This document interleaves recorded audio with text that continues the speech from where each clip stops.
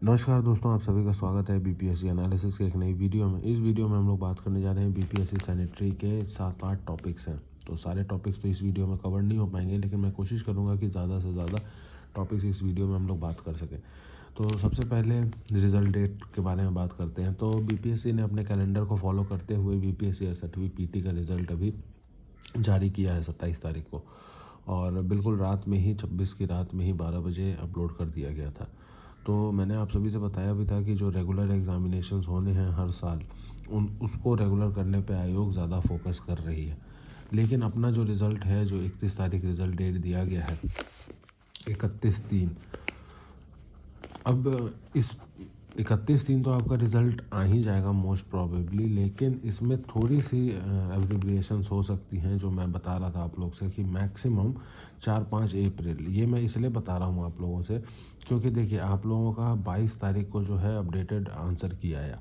हालांकि आंसर की में कुछ भी बदलाव नहीं हुए, सिर्फ एक सवाल को डिलीट किया गया, लेकिन कभी भी आयोग कॉपी चेक करेगी तो आंसर की देने के बाद ही एक आंसर की आयोग जिसको मानेगी, ठीक है, उसमें क्वेश्चन गलत हैं, वो है, उस पर हम लोग बाद में बात करेंगे, लेकिन आयोग जिसको आंसर मानेगी, आंसर की मानेगी, उसके बाद ही कॉपी चेक होने स्टार्ट होंगे। तो आप ये समझ लें कि 22 तारीख से कॉपी चेक होने स्टार्ट हुए होंगे। हालांकि कॉपी 18,000 है, तो 18,000 तो बीपीएससी के लिए 1-2 दिन का काम है, वो एक अलग मामला है, लेकिन 22 के बाद ही आपका स्टार्ट हुआ होगा, तो 31 तक तो आ ही जाएगा। लेकिन अगर इनकेस लेट होता भी है तो 4-5 अप्रैल। क्यों? क्योंकि कल, आज 28 तारीख में वीडियो बना रहा हूँ, कल 29 तारीख छुट्टी है, 30 तारीख छुट्टी है, रामनवमी की और अशोक जयंती की। तो इन दोनों चीज़ों की छुट्टी है, तो इस वजह से अगर रिज़ल्ट लेट भी होता है 31 से, तो 4-5 तारीख, उससे ज़्यादा नहीं होगा। होपफुली 31 को ही आ जाए। अच्छा, दूसरी चीज़, लगातार आप लोगों के कमेंट्स आ रहे थे रॉन्ग आंसर को लेकर कि आंसर्स रॉन्ग दिए हुए हैं। बहुत आप लोगों ने बोला कि बीपीएससी आयोग के ऑफिस चलते हैं, ईमेल लिखते हैं या पोस्ट के माध्यम से भेजते हैं। तो देखिए, अब इन सब चीज़ों का कोई फ़ायदा नहीं है। जहाँ तक मेरी समझ बताती है, इन सब चीज़ों का कोई फ़ायदा नहीं है। आयोग ने अपना आंसर जो है वो तय कर लिया है। हाँ, अब आपको किसी को बदलाव करवाना है उस आंसर में, तो उसके लिए आपको कोर्ट का दरवाज़ा ठकठकाना होगा। आयोग की तरफ से अब ये फाइनल आंसर की आप लोग मानकर चलें, इसमें अब कोई बदलाव नहीं ही होगा। हाँ, अगर कोर्ट का दरवाज़ा आप ठकठकाते हैं तो वो एक अलग पर्सपेक्टिव है, अलग मामला है पूरा, और उसको आप उस तरह से लेके देखते हैं तो आप लोग अपना 1-2 आंसर जो कुछ भी है, क्योंकि आंसर्स तो वाकई में 2-3 गलत हैं, और 2-3 आंसर्स तो ऐसे हैं जो कि डिलीट होने चाहिए थे, और लेकिन आयोग ने नहीं किया है, तो उस पर हम लोग कुछ नहीं कर सकते हैं। अच्छा, जो कुछ लोग कह रहे हैं कि हम लोग बीपीएससी आयोग के ऑफिस चलते हैं, ये चलते हैं, देखिए ऑफिस पटना के बेरी रोड में है, और ऑफिस में जाना संभव नहीं है। जैसे आप, मैंने ये बात आप लोगों से पहले भी मजाक के तौर में बताई है कि देखिए आप लोग, मतलब देखिए, इस चीज़ का दूसरा सेंस नहीं लीजिएगा, लेकिन ये बात मैंने पहले भी बताई है आप लोगों को कि बीपीएससी ऑफिस के बाहर मीडिया कर्मी लोग भी खड़े होते हैं, फालतू का माहौल बनाते हैं कि हाँ अभी ये सूत्रों से पता लग रहा है, वो सूत्रों से पता लग रहा है। गेट पर कुछ भी नहीं पता लगता है। बीपीएससी ऑफिस कोई चाय दुकान, पान दुकान नहीं है कि कोई भी गया, आया आया गया, अंदर चला गया, चेयरमैन साहब से मिल लिया, मिल के वापस बाहर आ गया, ऐसा नहीं होता है।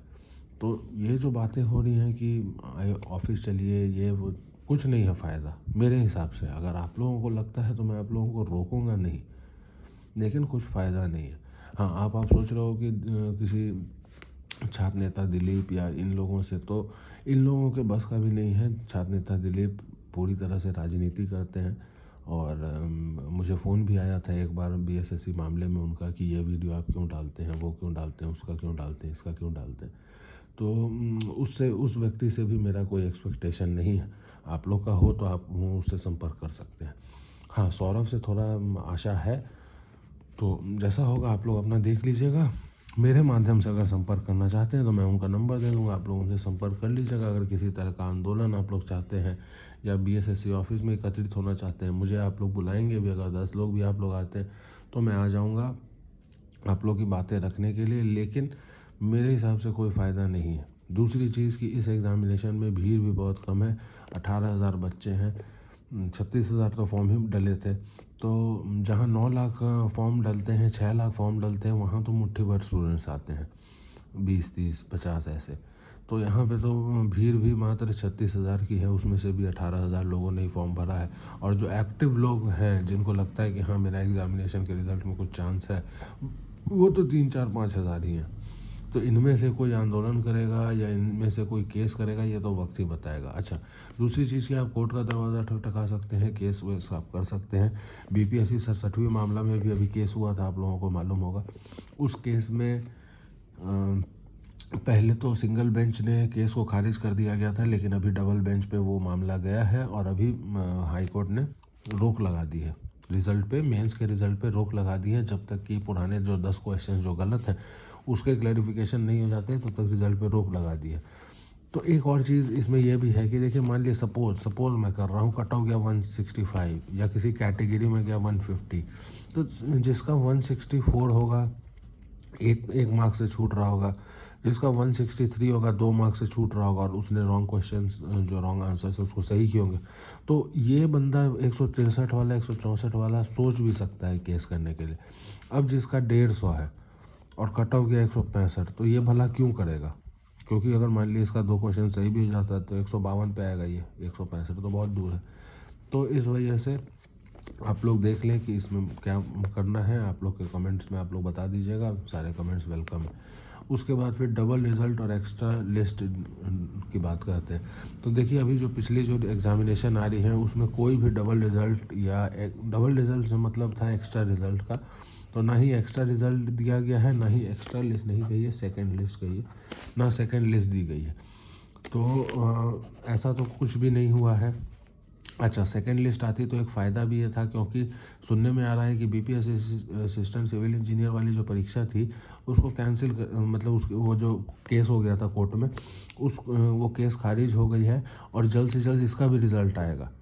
तो अगर इसका रिज़ल्ट आ जाता पहले और फिर बाद में सैनिटरी का रिज़ल्ट आता, तो ऐसा होता कि कुछ बच्चे इसमें चले जाते और सैनिटरी की सीट खाली रह जाती। लेकिन अगर अब ऐसा होता भी है तो कोई फ़ायदा नहीं है, क्योंकि इसमें सेकेंड लिस्ट और डबल रिज़ल्ट कुछ भी आने वाला नहीं है। 286 के 286 आ जाएंगे और 286 के 286 आएंगे, वो भी डॉक्यूमेंट वेरिफिकेशन करके। अब आप लोग सोचोगे डॉक्यूमेंट वेरिफिकेशन कैसा होगा, तो आप लोगों को याद होगा कि जब आपने फॉर्म भरा था तो पोस्ट के माध्यम से आप सभी ने डॉक्यूमेंट्स भेजे थे आयोग के पास। तो आयोग उस वही डॉक्यूमेंट वेरीफाई करके रिज़ल्ट दे देगी। हाँ, डॉक्यूमेंट वेरिफिकेशन फिर से एक बार होगा, फिजिकल वेरिफिकेशन, जो कि हमेशा ही से होता आ रहा है। वो तो आपका जब आप ज्वाइनिंग करने जाओगे तब तो होगा ही होगा। लेकिन एक जो डॉक्यूमेंट वेरिफिकेशन ऐसे होनी थी, क्योंकि पहले ऐसा था ना कि 13-12 को रिज़ल्ट आना था, फिर 23 तक डॉक्यूमेंट वेरिफिकेशन होना था, 10 दिन का टाइम था डॉक्यूमेंट वेरिफिकेशन के लिए। शुरू में तो ऐसा था। तो अब ऐसा नहीं होगा। डबल रिज़ल्ट आप देख लो, डबल रिज़ल्ट तो मुश्किल ही आनी, और सेकंड लिस्ट भी नहीं दी गई है पिछले एग्ज़ामिनेशंस में। अगर इसमें पैटर्न बदलता है, दिया जाता है तो बहुत अच्छी बात है हमारे लिए भी, आपके लिए भी। लेकिन फ़िलहाल ऐसा नहीं किया जा रहा है। और एक और चीज़ बता दूं कि बीपीएससी में बहुत सारे चेंजेस हो रहे हैं, हर एग्ज़ामिनेशन में एक नया कुछ आ जाता है पिछले कुछ दिनों से। क्योंकि अतुल प्रसाद सर आए हैं, मैंने आपको बताया भी था कि अभी बीपीएससी में बहुत सारे बदलाव हो रहे हैं, रिफॉर्म्स हो रहे हैं, पॉजिटिव रिफॉर्म्स हो रहे हैं बिल्कुल। लेकिन जब कभी भी रिफॉर्म्स होते हैं तो उसकी तकलीफ़ तो झेलनी पड़ती ही है। तो ये सारी चीज़ें हैं। वीडियो लगभग 9 मिनट की हो गई है और ये 4 टॉपिक्स हैं, इस पर हम लोग कभी बाद में बात करेंगे। इस पर थोड़ा बहुत मोटा मोटी बता देता हूँ, क्योंकि इस पर अब सबसे ज़्यादा आप लोग इसके लिए ही चिंतित हैं। तो ये आप मान के चलें कि मैंने जो पहले बताया था, हालांकि मैं तो पहले दो कट ऑफ बता चुका हूँ, लेकिन आप लोग इससे अंदाज़ा लगा लें 165 UR। अच्छा, 165 में UR बता दे रहा हूँ, इसी हिसाब से आप लोग अपने बाकी कैटेगरीज़ का जो है अंदाज़ा लगा लें। और फीमेल का कट ऑफ जाने का चांस कम है, ये भी मैं बता दूं, क्योंकि ये मैं बता रहा हूँ पिछले एग्जामिनेशन जो बाकी रिज़ल्ट्स आए हैं उसके आधार पे। हालांकि मेरा ये मानना है, जो पर्सनल मानना है, मेरे शुरू के वीडियो में मैंने बताया भी था कि फीमेल अनुपात अपने एग्ज़ाम में लगभग बराबर थी। लगभग बराबर कहना तो गलत होगा, लेकिन 60-40 का रेशियो तो बिल्कुल था। तो इस एग्ज़ामिनेशन में क्या कुछ असर होता है मैं नहीं कह सकता, लेकिन जो पिछले रिज़ल्ट्स आ रहे हैं उसमें फीमेल का कट ऑफ काफ़ी कम गया है और कैटेगरीज़ का भी कट ऑफ काफ़ी कम गया है। तो एक चीज़ तो मैं इसमें श्योर हूँ कि कैटेगरीज़ के कट ऑफ और यूआर के कट ऑफ में ज़्यादा डिफरेंस नहीं आएगा। 7-8 मार्क्स का तो बिल्कुल आएगा ही आएगा, क्वेश्चन का, सॉरी 7-8 क्वेश्चन का, लेकिन फीमेल में काफ़ी डिफरेंस देखने को मिलेगा। सैलरी फैसिलिटीज़ ये सब पे हम लोग बाद में बात कर लेंगे। और बीपीएससी असिस्टेंट इंजीनियर सिविल की जो बात करनी थी वो तो मैंने आपको बता ही दिया कि इसका केस शायद खारिज हो चुका है। जो खबर मेरे पास आई है, मैं श्योर नहीं हूँ, लेकिन खारिज हो चुका है। लेकिन इसका रिज़ल्ट अगर पहले आ भी जाता है तो कोई ख़ास फ़ायदा इसमें देखने को नहीं मिलेगा, क्योंकि सेकंड लिस्ट या डबल रिज़ल्ट नहीं आएगी। अगर इसका रिज़ल्ट आ जाता तो बहुत बच्चे इसमें चले जाते, तो इसमें फिर सीट खाली हो जाती। अच्छा, एक और चीज़ जाते जाते ये बता दूं कि बीपीएससी अभी 68वीं का जो कट ऑफ है आफ्टर नेगेटिव मार्किंग 60% गया है, आफ्टर नेगेटिव मार्किंग। और जब माफ़ कीजिए, और जब नेगेटिव मार्किंग नहीं होती थी तो समझ लीजिए कि लगभग 75% के आसपास पिछली बार गया था कट ऑफ, जब नेगेटिव मार्किंग नहीं होती थी। तो एक चीज़ हमें ये समझना है कि टेक्निकल, एक और चीज़ जाते जाते बता दूं कि ये जो जनरल पेपर है इसमें तो आजकल फिर भी स्टूडेंट लोग, क्योंकि एग्जामिनेशन रेगुलर होने लगी हैं। पहले तो जनरल पेपर में भी 60% ही कट ऑफ होता था, लेकिन अब छात्र पहले 2 लाख फॉर्म डलाते थे, अब 6-6 लाख डलाते हैं। तो जब से एग्जामिनेशन रेगुलर होने लगी है, रेगुलर बेसिस पे होने लगी हैं, तब से ये कट ऑफ भी बढ़ गया है, क्योंकि नंबर ऑफ़ स्टूडेंट भी बढ़ गए हैं और उनकी कंसिस्टेंसी जो आप कह लो वो बढ़ गई है। अब देखिए ना, पिछले साल ही बीपीएससी के 3 एग्जामिनेशंस हुए, 8 मई को हुए। हालांकि इसको कैंसिल कर दिया गया क्योंकि मैं इन सब में था, इसलिए मुझे मालूम है। फिर 30 सितंबर को हुआ और फिर अभी 12 फेब को हुआ। तो समझ लीजिए कि 9 महीने के दरमियान में 3 बार एग्ज़ाम हो गए। ठीक है, कैंसिल हो गया वो एक अलग मसला है, लेकिन बच्चे तो तैयारी करके जाते हैं उसी हिसाब से, तो ऑब्वियसली तैयारी सबकी हाई हो गई, तो इस वजह से कट ऑफ आई गया। तो जनरल एग्जामिनेशन में आजकल कट ऑफ जाने लग गया है 70%। लेकिन अपना जो एग्जामिनेशन था वो तो जनरल और टेक्निकल दोनों था। टेक्निकल पेपर भी था 150-125 और जनरल भी था। तो टेक्निकल पेपर में आप यूँ मान के चलें कि 60%, तो ये बीच में कहीं वही 65-66% के आसपास में जाता है। और 65-66% आपका हो गया, 65% हो गया लगभग आपका 130 मार्क्स, 130 मार्क्स हो गया लगभग 165 क्वेश्चन। तो ये जो मुझे समझ में आ रही है, मैंने आपको उस हिसाब से बताया है। अच्छा, एक और चीज़ आते आते जब बताना चाहूँगा, इस बार कट ऑफ की सर्वे पे एक बात करना चाहूँगा। कट ऑफ, इस पर एक छोटी सी वीडियो अलग से भी बना दूंगा, लेकिन इसमें भी बता देता हूँ। कट ऑफ की जो सर्वे इस बार तो बीपीएससी ने, आयोग ने कंडक्ट करवाई थी।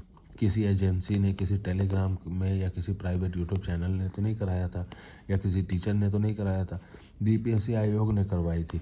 और सब लोगों ने कट ऑफ अपना बता दिया था 100.25, मुझे याद है 101 भी गया था, 101.25 गया था कट ऑफ, जो बीपीएससी कंडक्ट करवा रही थी अपने वेबसाइट पे।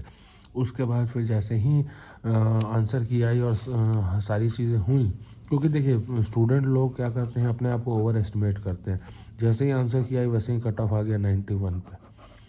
तो आंसर की आने के बाद बहुत बदलाव होते हैं, ये तो एकदम बिल्कुल निश्चित है। तो मैं जो समझ पा रहा हूँ कट ऑफ 165 के आसपास में रहेगा।